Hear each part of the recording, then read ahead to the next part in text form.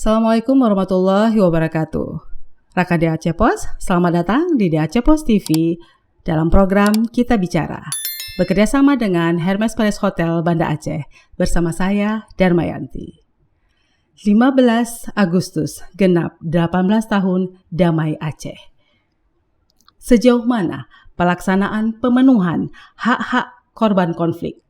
Dalam episode kali ini, kami akan membahas tuntas dan mengundang Komisioner KKR Aceh, Komisi Kebenaran dan Rekonsiliasi Aceh, Ibu Yuliati. Assalamualaikum warahmatullahi wabarakatuh, Ibu. Waalaikumsalam warahmatullahi wabarakatuh. Terima kasih, Ibu, atas kehadirannya di studio kami. Apa kabarnya? Alhamdulillah baik. Ibu, sudah 7 tahun KKR Aceh terbentuk. Bisa Ibu ceritakan ke kami bagaimana proses terbentuknya KKR Aceh? KKR Aceh dibentuk itu berdasarkan mandat MOU Helsinki.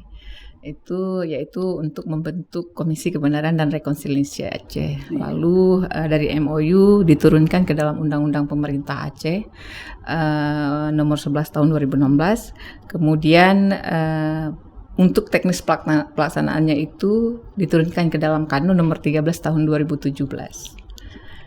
Dalam Kanun ya, Bu? Iya. Kanun nomor 17 tahun 2013 tuh. 17 tahun 2013. Iya. Nah, kalau untuk masyarakat awam ini, Bu, bagaimana sederhananya kami memahami mengenai KKR itu gitu. Ada bahasa sederhana yang bisa kita pahami bahwa bicara tentang KKR Aceh adalah bicara tentang apa gitu, Bu? Seperti yang saya sampaikan tadi, Komisi Kebenaran dan Rekonsiliasi Aceh ini adalah sebuah mekanisme penyelesaian pelanggaran HAM, dan itu jelas disebutkan di dalam MOU dan Undang-Undang Pemerintah Aceh bahwa dibentuk satu mekanisme penyelesaian pelanggaran HAM dengan mekanisme non-yudisial. Jadi itulah kerja KKR Aceh. Ya. Baik, Ibu. Jadi tadi misalnya itu saya dengar ada tentang pelanggaran HAM gitu, Bu, dalam konflik gitu, Bu, misalnya. Jadi korban itu bagaimana, Bu? Tadi apakah misalnya korban yang memang Ibu sampaikan tadi, kalau bisa saya baca, terlibat ataupun apa namanya, Bu, yang mendapat langsung atau bagaimana tuh, yang terjadi atau yang istilahnya terdapat dalam konflik atau masyarakat yang ada di dalam konflik, maka itu dikatakan dengan korban konflik yang didata oleh KKR atau bagaimana? Seperti yang Ibu sampaikan, maksudnya yang mudah untuk dapat dipahami gitu, Bu, oleh masyarakat. Baik. Jadi korban pelanggaran HAM yang dimaksud dalam kerja-kerja KKR ini adalah korban yang mengalami peristiwa kekerasan pada masa konflik dulu. Dalam mandat KKR itu yang mengalami peristiwa pembunuhan misalnya, kemudian dia mengalami penyiksaan, kemudian dia mengalami penghilangan, keluarganya dihilangkan paksa, itu penghilangan paksa. Kemudian ada yang mengalami kekerasan seksual baik laki-laki maupun perempuan, dan termasuk pengerusakan harta benda yang rumahnya dibakar, hartanya dicuri. Jadi itulah yang di kategori peristiwa yang diambil pernyataan oleh KKR Aceh. Kalau itu jelas, Bu. Karena jelas clear sekali kalau dia mengalami hal tersebut, maka itu yang dikatakan dengan korban konflik gitu ya, Bu, ya. Baik, Ibu. Kalau bicara tentang itu fungsi ini, Bu. Jadi tadi kita juga sudah bicara tadi kita bicara bagaimana. Sekarang bisa Ibu berbagi cerita kepada kami fungsi dan tugas dari KKR Aceh itu, Bu. Sekilas saja, Bu. Oke. Di dalam kanun KKR, KKR ini yang pertama bertujuan untuk memperkuat perdamaian. Ya kan? Bagaimana cara memperkuat perdamaian itu sendiri? Yaitu dengan cara yang pertama mengungkap kebenaran. Itu yang menjadi mandat pertama KKR. Apa yang dilakukan KKR dengan mengungkap kebenaran yaitu bertemu langsung dengan korban, mendengar ceritanya, mencatat peristiwa yang dialami yang seperti itu. Apa saja, bisa saja dia mengalami peristiwa-peristiwa lebih dari satu. Kemudian mandat yang kedua, fungsi yang kedua itu adalah merekomendasikan reparasi.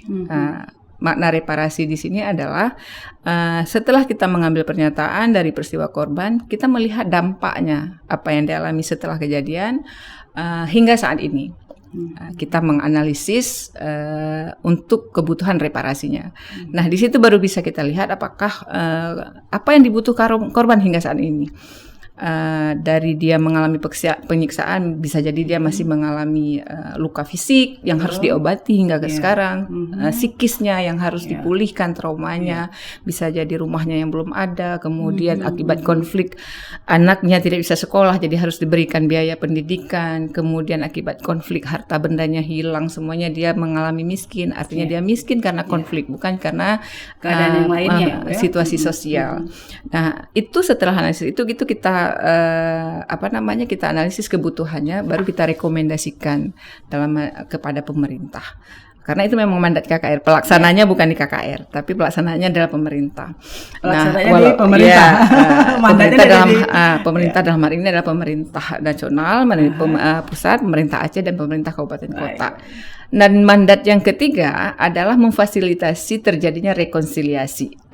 Kapan itu? Ketika dalam proses pengambilan pernyataan ada korban ataupun pelaku yang ingin didamaikan.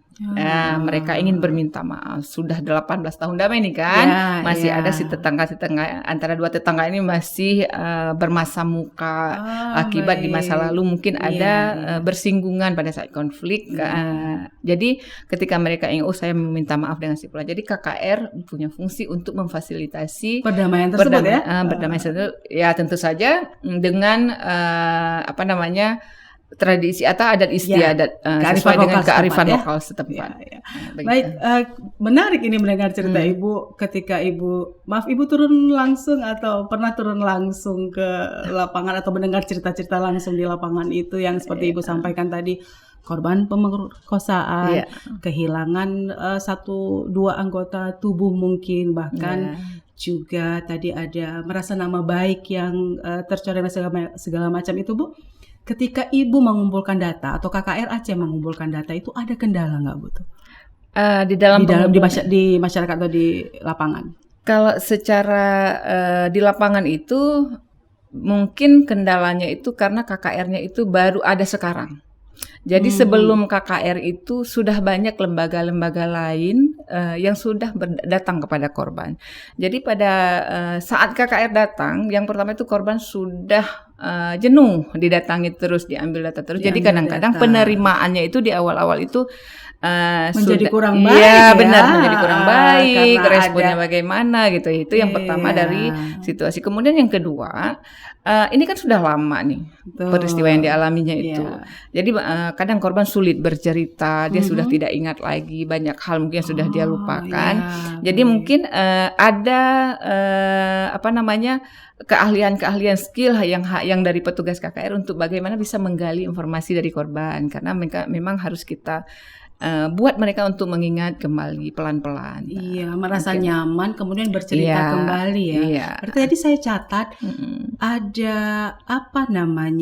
anggapan bahwa ini kita hanya dicatat-catat saja. Bener, begitu ya. Sehingga pelaksanaan selanjutnya apa begitu, Bu? Ibu pernah menerima pertanyaan-pertanyaan itu dari masyarakat atau bagaimana itu, Bu? Sering banget. Apalagi KKR kan yang langsung datang bertemu dengan korban ketika kita pertama yang kita datang, bahkan baru kita datangnya kami sudah terlalu sering diambil data tapi belum ada tindak lanjut. Nah, apalagi setelah ini kita KKR datang, mereka otomatis kepada siapa lagi mereka datang kalau bukan kepada KKR ya kan. Itu kendala di lapangan. Nah, sekarang kalau kendala di lembaganya, lembaga dan pemerintah. Itu mungkin yang menjadi kendala eksternalnya mungkin ya. Di situ selain dari yang saya sampaikan tadi, kalau di internal itu hari ini lembaga KKR Aceh itu yang pertama masih belum mandiri. Jadi secara kelembagaan KKR belum punya SOTK sendiri. Jadi anggaran KKR hari ini masih masih ditempatkan di Badan Reintegrasi Aceh hari ini. Jadi mungkin itu satu hal yang menjadi apa kita bilangnya, kalau bilang masalah mungkin terlalu, ya memang itu menjadi sedikit kendala. hambatan atau kendala. Betul, karena itu sedikit banyaknya itu mempengaruhi kerja-kerja KKR. Kemudian yang kedua terkait dengan anggaran juga. Jadi memang sejak lahirnya lembaga KKR ini, anggaran KKR itu kalau kita bilang masih sangat minim, yang itu tidak mencukupi kerja-kerja KKR. Sebagai salah satu contoh saya sampaikan, 5.000 data di periode pertama itu yang kita ambil ke lapangan, itu kita mencari support dana dari pihak ketiga. Iya, baik. Jadi ada support dana dari pihak ketiga. Untuk kan ini biaya operasional di lapangan. Benar. Karena sudah banyak data-data yang masuk gitu, yang diambil oleh KKR Aceh gitu. Nah itu tadi bicara kendala, Bu. Itu bicara kendala dari kedua belah pihak. Kita sudah lihat kendala-kendalanya. Ada cerita sukses nggak, Bu? Ada. Jadi kita memang kan bukan hanya, tapi ada juga cerita susah, senangnya ada juga. Jadi apa cerita suksesnya? Di tahun 2019 itu karena ada salah satu pendekatan reparasi yang dilakukan oleh KKR, itu reparasi mendesak, di mana ketika dalam proses pengambilan pernyataan itu KKR menemukan ada korban-korban dengan situasi yang harus segera dipulihkan. Jadi kita kan merekomendasikan kepada pemerintah, dan alhamdulillah rekomendasi kita yang di 2019, walaupun perjalanannya itu sangat panjang untuk realisasi, mulai dari 2019, 2020 baru di SK-kan oleh gubernur, 2021-nya baru ada pembahasan anggarannya berapa, tapi alhamdulillah akhir 2022 kemarin itu sudah terrealisasi, walaupun itu belum maksimal, belum sesuai dengan harapan KKR untuk realisasi reparasi. Jadi setidaknya pemerintah sudah melaksanakan reparasi mendesak itu, walaupun mekanismenya adalah dengan bantuan sosial, dengan skema bantuan sosial. Kenapa kita juga tidak bisa mengeluh secara besar, karena memang regulasi di kita itu juga untuk pelaksanaan reparasi itu belum ada. Jadi bicara anggaran negara, otomatis kita bicara aturan. Nah, untuk rekomendasi reparasi mendesak ini yang sudah dilaksanakan oleh pemerintah dan sudah sampai ke tangan korban hari ini sebanyak 235 orang, itu sudah direalisasi dengan uang tunai 10 juta. Nah, per kakak? Per orang. Ya. Sudah ada. Jadi itu satu hal mungkin capaian yang sudah dilakukan oleh pemerintah Aceh untuk melaksanakan reparasi. Nah, mudah-mudahan kita berharap ke depan 5.000 yang lain ini juga bisa dilaksanakan. Ya, jadi tadi artinya ada reparasi mendesak gitu ya. Yang dianggap reparasi mendesak yang terrealisasi adalah tadi bantuan ya? Uang tunai. Bantuan uang tunai. Bantuan sosial dan bantuan uang tunai. Iya. Dan tapi dari cerita Ibu tadi bahwa ternyata bantuan itu menjadi kebutuhan juga bagi mereka. Tapi ada cerita lain tadi, Bu ya. Ada cerita lain yang mereka sangat ingin juga ada, seperti tadi Ibu sampaikan bahwa mereka perlu Jadi sebenarnya korban ini dalam perjalanannya ya, ketika KKR datang kepada mereka, mereka merasa diperhatikan oleh negara. Itu juga jadi satu hal, karena senang mereka ketika kita bercerita dengan mereka. Ada juga sebagian yang saya sampaikan tadi mereka sudah apatis, sudah jenuh. Jadi ada hal-hal yang seperti itu. Jadi sebenarnya ada banyak hal yang perlu diperhatikan selain dari soal uang tunai.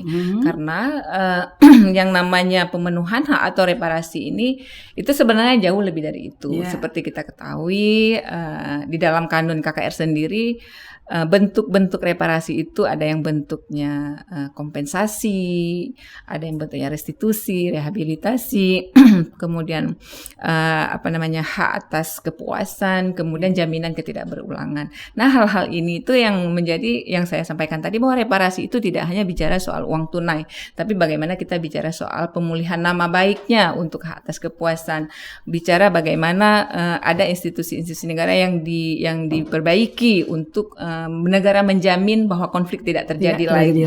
Nah, itu banyak hal sebenarnya meluas.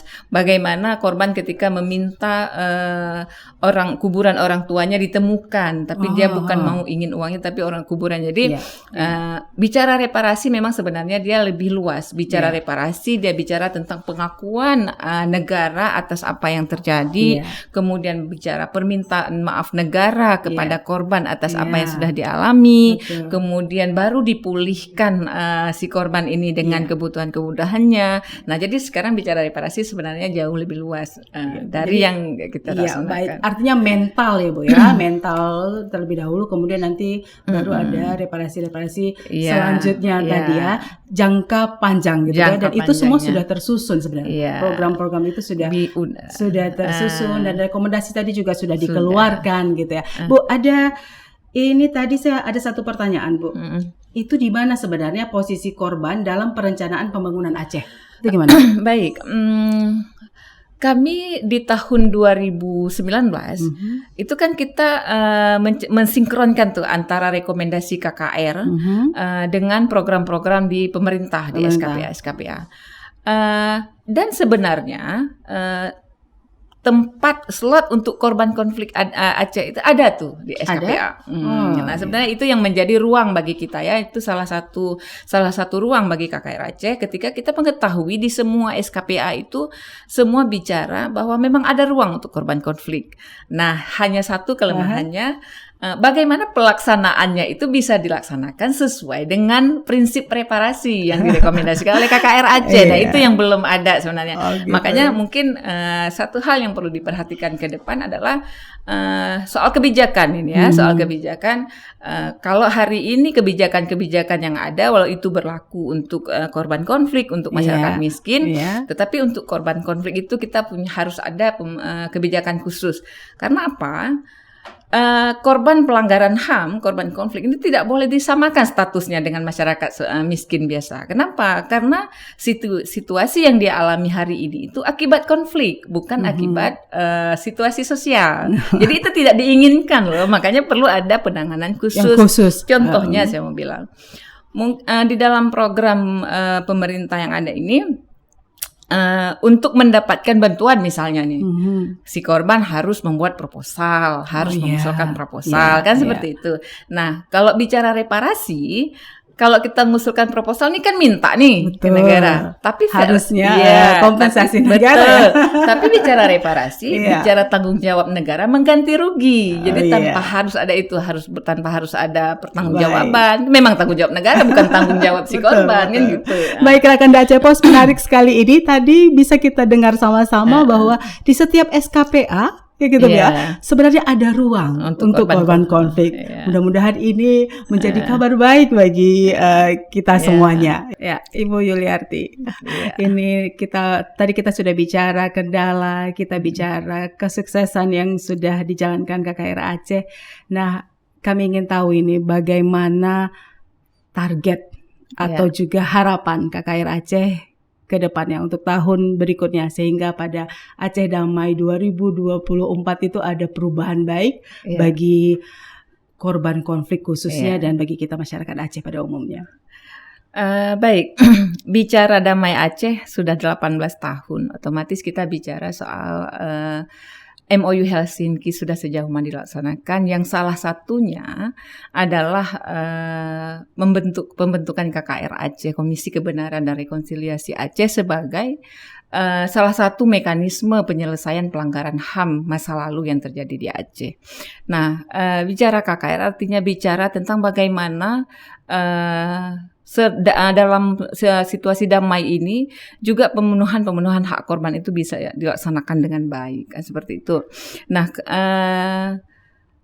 untuk harapan ke depan, kita berharap bagaimana nanti rekomendasi kerja KKR Aceh itu bisa dilaksanakan secara maksimal. Kemudian kerja-kerja KKR Aceh juga bisa diakui secara baik.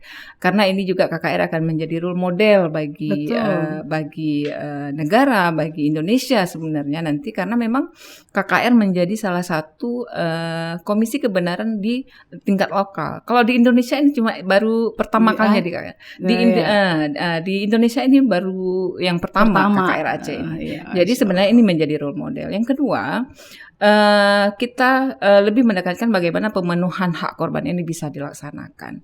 Karena damai ini tidak mungkin bisa terjadi ketika ada hak-hak korban yang belum terpenuhi. Kenapa bicara belum terpenuhi? Karena bicara hak korban ini bukan hanya bicara hak secara materialnya, tetapi ada hal-hal lain yang lebih luas yang harus diperhatikan, baik secara psikisnya, kemudian pengakuan negaranya seperti disampaikan tadi, kemudian bagaimana karena konflik ini menghancurkan segala aspek dari kehidupan masyarakat. Mereka, Jadi itu sebenarnya pemulihan bagi korban itu yang penting. Nah, KKR Aceh sejauh ini kita sudah belajar dari proses reparasi mendesak tadi, yang ternyata ada satu hal yang perlu diperbaiki, itu kebijakan-kebijakan. Ke depan kita berharap lahirnya satu kebijakan baru untuk melaksanakan rekomendasi reparasi KKR ini. Seperti yang baru-baru ini juga sedang dilakukan oleh Presiden, kick off Rumah Gedung untuk 3 kasus itu dengan mekanisme non-yudisial untuk Rumah Gedung, Simpang Kakak adanya Bukepuk. Nah, kita berharap untuk rekomendasi KKR juga lahir kebijakan yang serupa, yang sesuai dengan prinsip-prinsip KKR. Menarik sekali tadi bahwa sudah ada rekomendasinya tadi yang sudah terrealisasi, tapi masih memerlukan kerja keras lagi. Sehingga nanti pemenuhan hak-haknya itu bisa terpenuhi dengan maksimal gitu ya. Berarti kerja kerasnya itu masih kami tunggu ya, Bu. Sebagai masyarakat Aceh masih menunggu kerja keras itu, dan kita pasti berdoa bersama-sama supaya kedua belah pihak tadi, Bu ya, bisa saling mendukung sehingga kerja keras KKR ini bisa nanti mewujudkan satu pemenuhan hak secara maksimal, menyeluruh.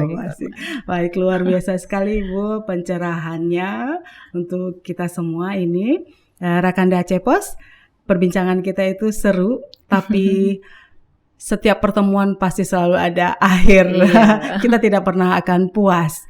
Tapi pertemuan ini menjadi satu pencerahan untuk kita semua, bagaimana kerja KKR dalam pelaksanaan pemenuhan hak korban konflik, begitu ya, Bu. Menarik sekali perbincangan kita dengan Komisioner KKR Aceh, Ibu Yuliarti. Mudah-mudahan banyak sekali manfaat yang bisa kita ambil, dan pastinya Rakanda Aceh Pos ikuti terus program Kita Bicara di Aceh Post TV, bekerja sama pastinya dengan Hermes Palace Hotel Banda Aceh. Demikian dari saya. Mohon maaf jika ada kekurangan. Saya undur diri. Billahi taufiq wal hidayah. Assalamualaikum warahmatullahi wabarakatuh. Waalaikumsalam warahmatullahi wabarakatuh.